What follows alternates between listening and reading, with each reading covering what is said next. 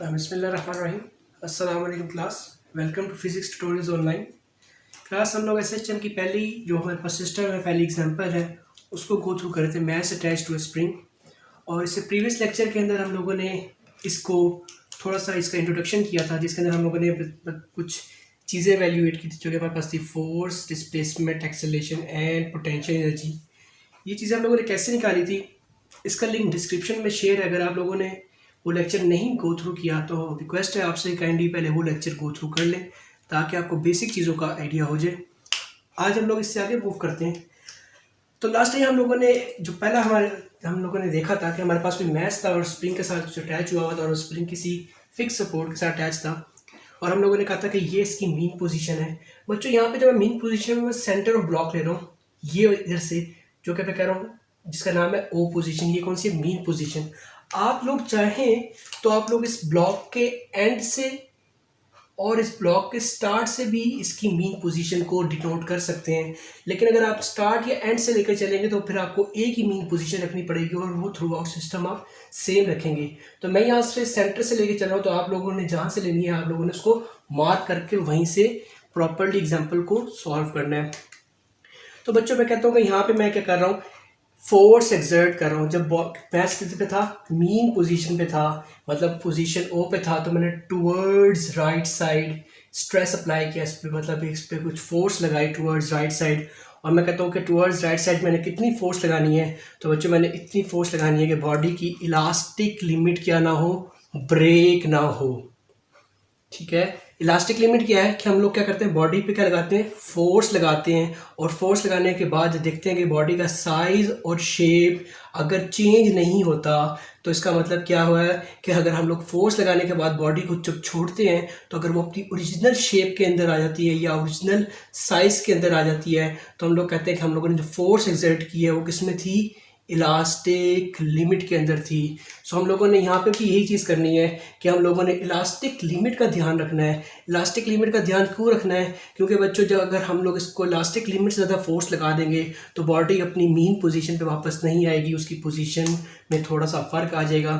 सो यहाँ पे जो फोर्स लगाएंगे हम लोग, जब हम इस बॉडी को स्ट्रेच कर रहे होंगे तो जिस पोजीशन पे लेके आएंगे, यहाँ पे जो ये पोजीशन मैं क्या नाम दे रहा हूँ, एक्सट्रीम पोजीशन, जो कि है पोजीशन ए। तो यहाँ पे यहाँ तक लाने के लिए जो मैं फोर्स लगा रहा हूँ एफ नेट, वो क्या है, मैक्सिमम है with in its elastic limit. यहाँ पे आप लोग ब्रैकेट में लिख लीजिएगा with in its elastic limit, के बॉडी के ऊपर आप लोगों ने फोर्स लगानी है with in its elastic limit. हम लोगों ने लास्ट क्लास में दो रिलेशन ड्राइव किए थे, F is directly proportional to minus S X and A is directly proportional to minus X. ये दो रिलेशंस में हम लोगों ने कहा था कि किसी डायरेक्ट रिलेशन में क्या होता है, कोई इसी एक चीज़ में जब चेंज आता है तो इक्वल चेंज दूसरी टर्म के अंदर भी आता है। तो यहाँ पे एफ क्या है, मैक्सिमम, तो एफ के मैक्सिमम होने से एक्स भी क्या हो जाएगा, मैक्सिमम हो जाएगा। इसका मतलब यहाँ पे एफ के मैक्सिमम होने से एक्स भी क्या हो जाएगा, मैक्सिमम, और एक्स के मैक्सिमम होने से एक्सेलरेशन भी क्या हो जाएगी, मैक्सिमम, बिकॉज इनका आपस में क्या है, डायरेक्ट रिलेशन है। और हम लोगों ने कहा था पोटेंशियल एनर्जी बॉडी की वो एनर्जी होती है जो ड्यू टू इट्स पोजीशन होती है, और इस पोजीशन पे सब कुछ मैक्सिमम है, तो हम लोग पोटेंशियल एनर्जी भी क्या करेंगे, मैक्सिमम ही लिखेंगे। अब लोग बच्चों, आप लोग एक चीज़ ऑब्जर्व कीजिएगा कि जब मैं बॉडी को ओ से ए की तरफ लेके आया था, इस पोजीशन पे लाते वक्त मेरे पास कुछ पॉइंट ऑफ टाइम में एक टाइम ऐसा आया था कि जब मैं थोड़ी देर के लिए क्या हुआ था, स्टॉप हुआ था। क्या मतलब कि मैं इस बॉडी को स्ट्रेच कर रहा हूँ, स्ट्रेच करते हुए मैं यहाँ पे ले आया हूँ पोजीशन ए पर, मतलब यहाँ पर ले आया हूँ। अब यहाँ पर लाके मैं कुछ सेकंड के लिए क्या हुआ, रुका हूँ। मैं क्यों रुका हूँ, क्योंकि मैं इसकी इलास्टिक लिमिट को पता चल गया था कि यहाँ से अगर मैंने इसको और खींचा तो ये अपनी इलास्टिक लिमिट से क्या कर देगा, ब्रेक कर देगा। तो इस पॉइंट ए पे जो मैं क्या किया था, थोड़ी देर के लिए मैं स्टॉप हुआ था। जिस पॉइंट पे मैं स्टॉप हुआ थोड़ी देर के लिए, उस टाइम पे मेरी स्पीड क्या हो गई थी, 0। और स्पीड के 0 होने से काइनेटिक एनर्जी क्या हो जाएगी, वो भी हो जाएगी 0, बिकॉज काइनेटिक एनर्जी का फार्मूला क्या है, हाफ mv², जो आप लोगों ने क्लास 9 में पढ़ रखा है कि इसमें तीनों टर्म्स क्या हो रही है, आपस में मल्टीप्लाई। इसका मतलब क्या होगा, जब हम इसको 0 के इसमें ऐड करके मल्टीप्लाई करेंगे तो सब का सब 0 हो जाएगा, जिससे हमारी काइनेटिक एनर्जी भी क्या हो जाएगी, 0। अब आप लोग एक चीज़ ऑब्जर्व कीजिएगा यहाँ पर कि जब मैंने इसको ए पोजीशन पे लाके छोड़ा तो ये बॉडी क्या करेगी, मूव करेगी टुवर्ड्स ओ। क्या मतलब, अब ये ए पोजीशन पे इसकी स्पीड क्या होगी थी, 0। अब ये इसकी स्पीड क्या होना स्टार्ट हो जाएगी, इंक्रीज। 0 से क्या होगी 1 2 3 4 5 6 और मेन पोजीशन पे आके क्या हो जाएगी, मैक्सिमम। इसका मतलब क्या होगा कि जब बॉडी ए से ओ की तरफ मूव करेगी तो इसकी जो स्पीड है वो क्या हो जाएगी, मैक्सिमम गेन करेगा ये। और स्पीड के मैक्सिमम होने से काइनेटिक एनर्जी भी क्या हो जाएगी, मैक्सिमम। क्योंकि हम फार्मूले में क्या पुट करेंगे, मैक्सिमम वैल्यू ऑफ वी, जिससे हमारे पास काइनेटिक एनर्जी भी क्या आ जाएगी, मैक्सिमम। अब आप लोग यहाँ पे इस चीज़ को थोड़ा सा गौर से देखिएगा, बिकॉज ये की पॉइंट्स अब हम लोग डिस्कस करने जा रहे हैं। जब बॉडी ए से ओ की तरफ मूव कर रहा था तो इसका आप लोगों ने देखा था कि इसमें आप लोगों ने चीज़ ऑब्जर्व की थी कि जो इसका डिस्टेंस है जो कि एक्स है वो क्या हो रहा था, कम। मैं एरो नीचे की तरफ लगा रहा हूँ, उसका क्या मतलब है, कम हो रहा था। कैसे कम हो रहा था आप लोग देखिएगा, यहाँ से मैं इसको मार्क कर देता हूँ। ये हमारे पास, तो ये हमारे पास क्या है, इसका टोटल चेंज इन लेंथ है, जिसको हम लोगों ने क्या कहा है, स्ट्रेन। ये देखिएगा जब बॉडी ए से ओ की तरफ आई तो इसका डिस्टेंस क्या हो रहा था, कम हो रहा था।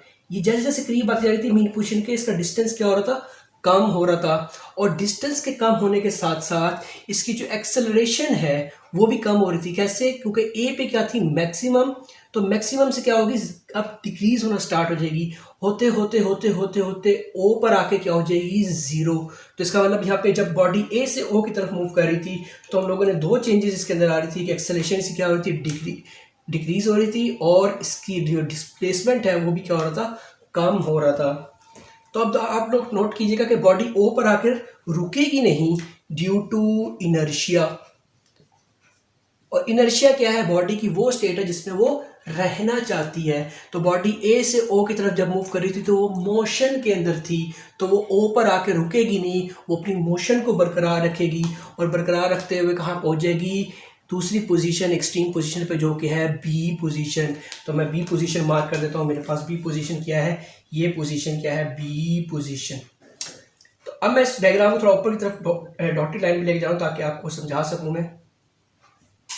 तो अब मेरे पास सेंटर, क्योंकि मैं ब्लॉक के सेंटर से ली हुई मेन पोजीशन, तो अब मेरे पास जो ब्लॉक है वो इस पोजीशन पे है, बी पोजीशन पे। आप लोगों ने एक चीज ऑब्जर्व की थी, जब ओ पे बॉडी आ गई थी तो उसकी एक्सेलरेशन क्या होगी थी, 0। ड्यू टू इनर्शिया में बी पे मूव करेगी तो इसकी एक्सेलरेशन क्या होगी, इंक्रीज होना स्टार्ट होगी। कैसे कि अब यहाँ पे आके मूव करेगी तो आगे की तरफ जब मूव कर रही होगी तो इसकी एक्सेलरेशन की वैल्यू इंक्रीज हो रही होगी।